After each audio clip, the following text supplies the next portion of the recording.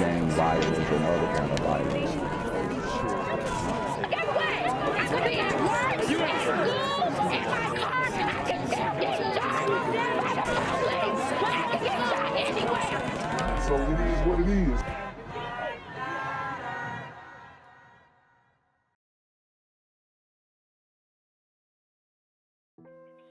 What's good, Shadow Realm? It's a Black Gen Z Mindset. Make sure you go ahead and like, comment, share, subscribe. Let's get into the video.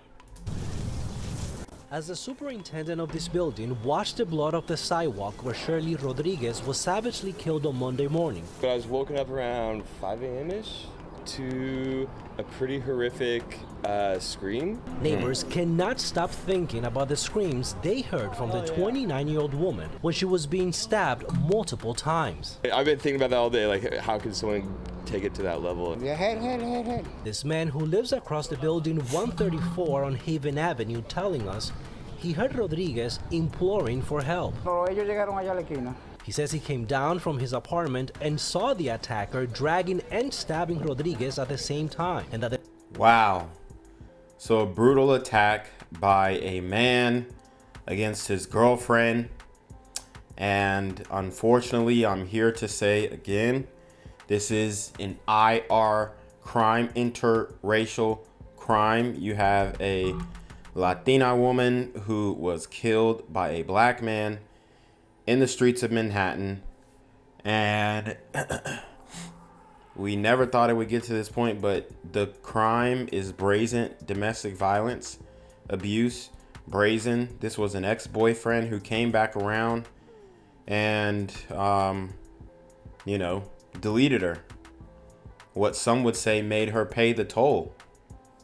These super gremlins are demon time. the perpetrator then ran away and left her agonizing. Authorities say Rodriguez was taken to Harlem Hospital, but it was too late.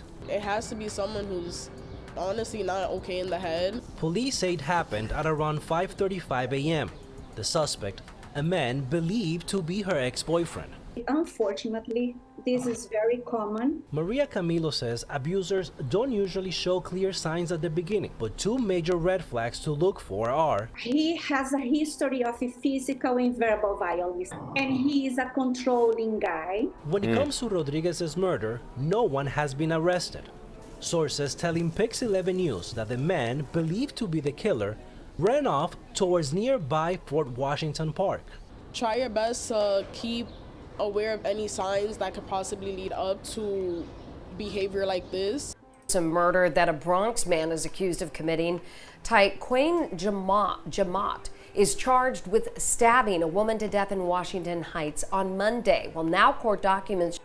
Dating a ninja named Tyquane is crazy. But you know, nowadays you have your choice and you can date who you want, and I think that a lot of women are falling for Thug Max Alpha Simps, dealing with Thug Max Alpha Simps. There's a lot of desperation going on, and this is the result of it, unfortunately. Now, what I understand is that this guy completely crashed out on this woman and deleted her in cold blood. The relationship was already over, and she was able to get away, but you know, he came back around and killed her, finished the job. So very tragic story here, and the details just get more gruesome, especially the lives that this woman impacted. It's wild. Reveal that she named her attacker before she died. They say he jumped out from hiding and ambushed her as she left her home. She was stabbed in the face, neck, and upper body. Court documents say the victim's sister found her covered in blood, and that's when she said, quote, "Ty did this to me," end quote. And that note, So that those were her dying words. Ty did this to me, Tyquane. So she was able to identify the man who killed her and passed immediately after. What a tragic story. These super gremlins are on demon time. They note that he was the victim's ex-boyfriend. Jemmott is charged with second-degree murder. Hundreds of people are remembering a Washington Heights woman who was brutally killed earlier this week right in front of her apartment building. Her alleged killer now facing murder charges, and her family says he was an enraged ex-boyfriend. CBS 2's Naveen Dhaliwal reports. They gathered in solidarity, a community in shock at the loss of Shirley Rodriguez. There are no words to describe the pain we're feeling. Her father choked up as he spoke about his daughter. We miss her and we love her. Rodriguez was stabbed multiple times in front of her Haven Avenue building Monday morning. We're all struggling to comprehend what happened here. And the brutality coming out of the community, infecting other communities, I'm telling you guys, it's something that is not going unnoticed. And people are tired of being quiet about it. And the mainstream media is doing their best to, suppress it. But the reality is going to get out there whether people like it or not. And we have a huge issue in the community that is going to take group accountability, group acknowledgement to solve. Now, what this man did, taking this woman away from her family, is despicable. And hopefully he gets the book thrown at him. But I wouldn't be surprised if he was a repeat offender. And that goes to the criminal justice reform efforts that have been put in the recent years, after the George Floydification of America. We're starting to see the effects of what was undone when it comes to law and order. Her grieving mother trying to come to terms with the fact that her daughter's ex-boyfriend is accused in her murder, a man the 29-year-old was desperately trying to get out of her life with 2 prior domestic violence calls to police. We will no longer be silent, and we are going to live. We're going to say her name. Let's say her name. Shirley. Let's say her name. Shirley. Now, local domestic violence advocates and community members are shining a light on the dangers it entails. That's the most dangerous time in domestic violence when a woman is trying to leave. NYPD stats show domestic crimes are up by nearly 4% this year compared to this time last year. And those numbers are even higher, nearly 8% compared to 5 years ago. Rodriguez, sadly, now one of those statistics, but her family wants to make sure this is how she's remembered. As she was a happy person, lovely person. Police say 33-year-old Tyquane Jemmott is now facing charges for murder and criminal possession of a weapon. And they say it was Rodriguez herself who named her killer to her father before taking her final breaths. In Washington Heights, Naveen Dhaliwal, CBS 2 News. What's good, Shadow Realm? It's your boy Jinquavius Jackson, and y'all already know I'm demonetized and shadow banned in this bitch. So if you want to contribute, go to the Cash App, the PayPal, the GoFundMe, or join the Patreon. Also, don't forget to visit the merch store for all your favorite BGZM News 17 gear, including our exclusive Trump is a Blood t-shirt. Go fast before they sell out. They are already flying off the shelves, no cap. And remember, these super gremlins are on demon time. Gathering in grief tonight in Washington Heights for the family and friends of a young woman stabbed to death in front of her own home. And for the first time, the family of Shirley Rodriguez is opening up about their unspeakable loss. Eyewitness News reporter Stefan Kim has the story.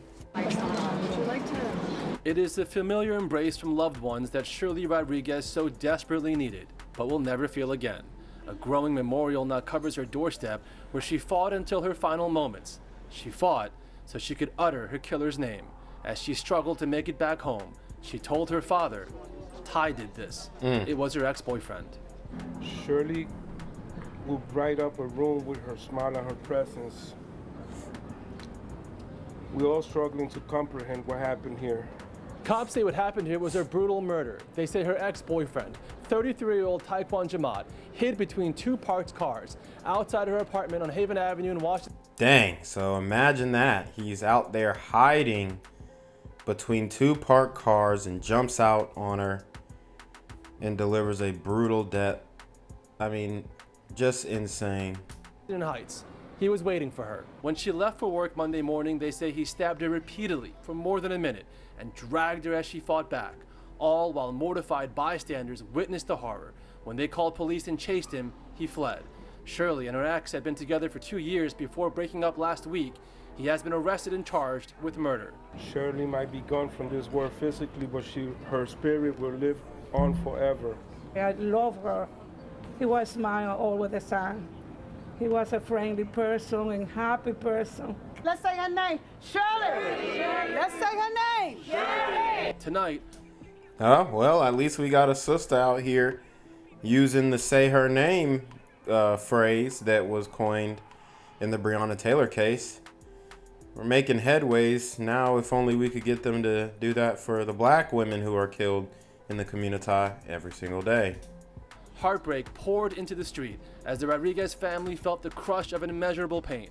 Hundreds joined anti-domestic violence advocates, shaken by the heinous murder. We stand here today as a unified front to denounce domestic violence and to bring a light to this very shameful and dark situation. We know that silence hides violence, and today we are here to say we will no longer be silenced.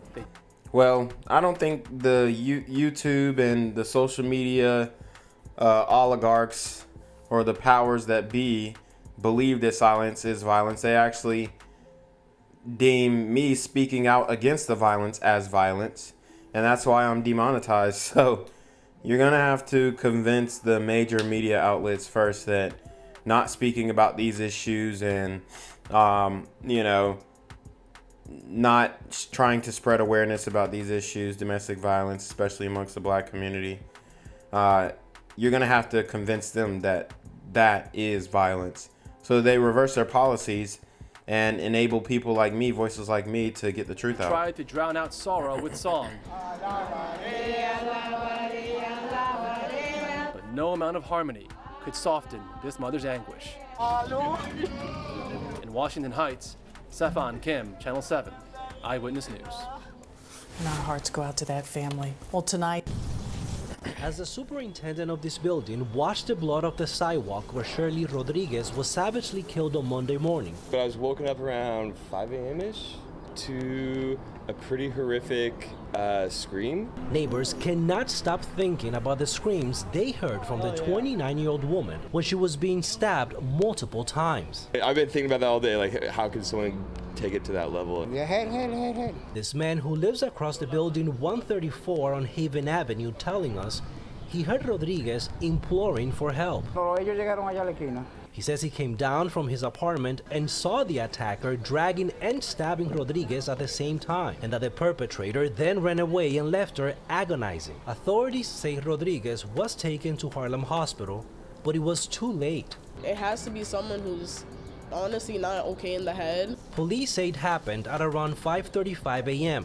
The suspect, a man believed to be her ex-boyfriend. Unfortunately, this is very common. Maria Camilo says abusers don't usually show clear signs at the beginning, but two major red flags to look for are: he has a history of physical and verbal violence, and he is a controlling guy. When it comes to Rodriguez's murder, no one has been arrested. Sources telling Pix 11 News that the man believed to be the killer ran off towards nearby Fort Washington Park. Try your best to keep aware of any signs that could possibly lead up to behavior like this. Memorial tonight in Washington Heights, where a woman was attacked and killed while on her way to work. Police say the ex-boyfriend of Shirley Rodriguez waited for her and then stabbed her to death. And tonight, he's under arrest. Eyewitness News reporter Sonia Rincon has the latest on the investigation. Pictures of a smiling Shirley Rodriguez are posted outside her Haven Avenue building with some flowers and candles, only steps away from what was a gruesome scene a day earlier. And those who caught a glimpse of it are still struggling with it. The neighborhood has just really been shaken up. Blood had to be rinsed away from the side of the building, the sidewalk, and even a parked car where the 29-year-old's killer stabbed her repeatedly and dragged her early Monday morning in front of witnesses and cameras, and she tried to fight back. But I was woken up around 5 a.m.-ish to a pretty horrific scream. Neighbor Alonso Feliz also heard the cries for help. Ella pidiendo auxilio, pero ya ella estaba herida. He says she was already so badly hurt by the time paramedics arrived, there was nothing they could do. Rodriguez was pronounced dead at Harlem Hospital, but not before telling her father, who had come running out to find her wounded, that her ex-boyfriend was the one who'd attacked her. He'd been waiting for her. Neighbors chased him down the block, but tell us he hopped a fence and got away. They're relieved tonight to hear that he's been arrested and that this was not an attack by a stranger. But it's also chilling to think it was someone this young woman was once close with and trusted. It's gut-wrenching, honestly, because, again, it could be anyone that you know.